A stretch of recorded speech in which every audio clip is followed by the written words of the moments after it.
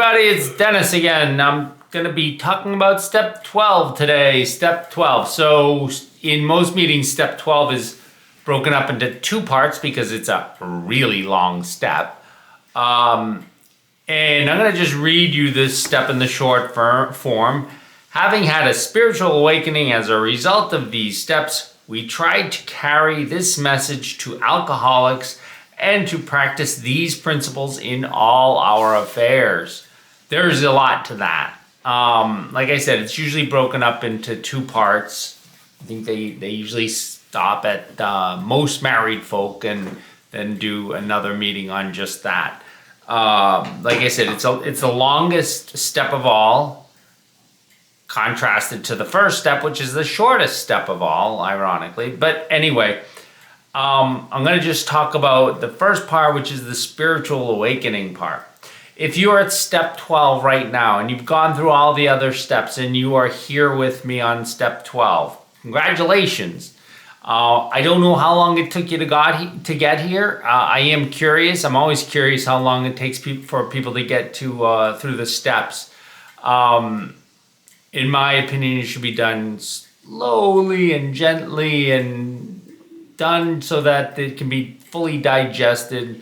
I had a sponsor who took me through it, and I believe it took a whole year to get through all the steps with him. I've done the steps a few times, as I told you. And so, but the first big one was with my sponsor. We did it slowly. Then after that, I did an AWOL.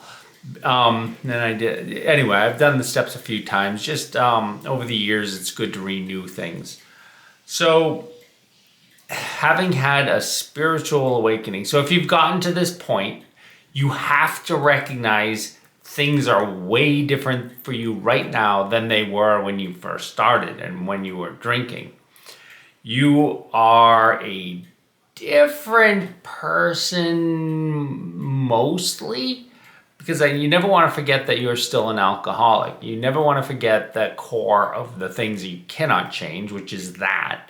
But you can change your behavior and even your thinking to quite a bit. And in this step, it really refers to our thinking being changed because we're now influenced by a higher power. That we have a sort of a guided purpose in life that we didn't have before. I mean, some of us were quite suicidal and we were just, our lives, we were just destroying everything. And now we get to this point where we've rebuilt a lot and we're still trying to build a good life for ourselves, and are thinking that the obsession hopefully is gone by now, that these things are just so different than where we were.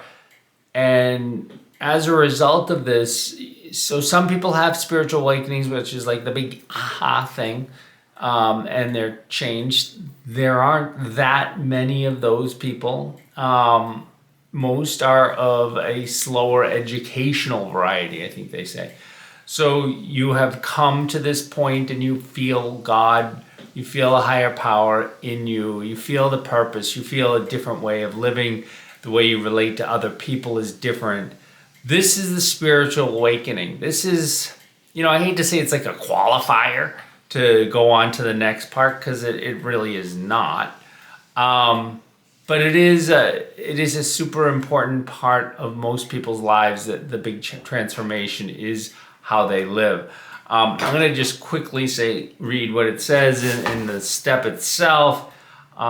He has been granted a gift which amounts to a new state of consciousness and being. He has been set on a path which tells him he is really going somewhere, that life is not a dead end, not something to be endured or mastered. Not doing battle with the world anymore, right? The world isn't doing battle with you.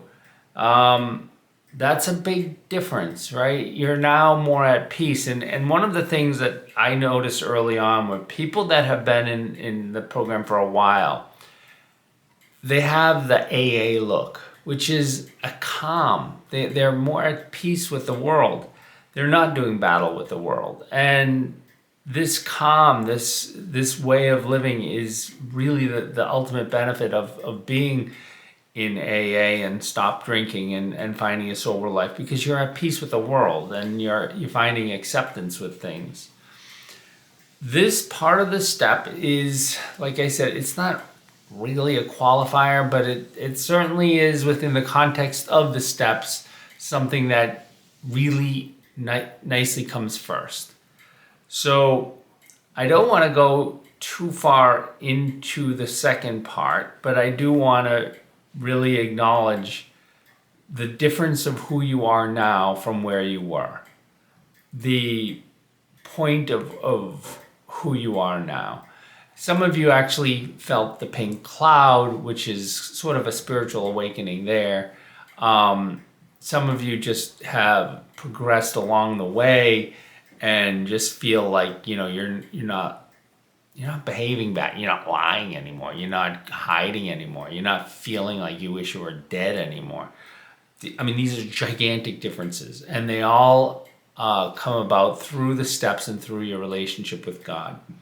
I really want to emphasize that this doesn't have to be the case for everyone, right? There are plenty of people who get sober, they don't do the steps, they're able to help other people, they don't have God as everything in their lives, and that's fine. It's perfectly good. It's perfectly okay. But most people that go through the steps, most people that are in AA and do go through the steps and are serious about it, do end up to the point where they have had a spiritual awakening, and it is not a bad thing to have at all. It is a giant asset in your life. So I'm going to just leave it there, because the second part of the step will talk about practicing these principles in all our affairs and carrying it to the alcoholic. So thanks, everybody, and I hope you have a great day.